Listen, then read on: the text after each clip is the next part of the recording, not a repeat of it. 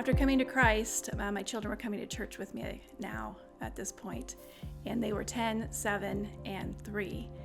And I was very guarded with what they knew and who taught them and who watched them. And so now we're going into church for the first time, and a greeter was so kind to just get down to their level and introduce himself, ask them their names, and get to know a little bit about them.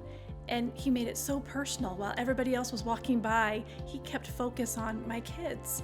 And that was so important to me, that my kids were being attended to, no matter what was going on around.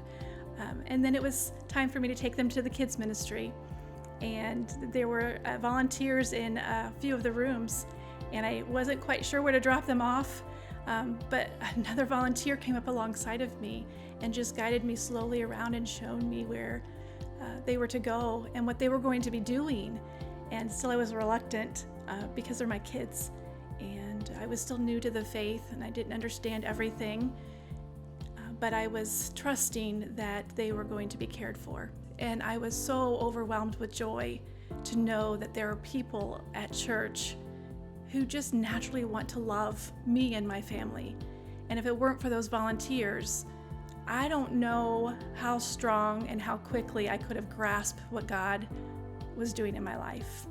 And I am so thankful for each one of those volunteers that took their time and wanted to help, not felt a need to help or a have to help, but wanted to genuinely from their heart help and serve.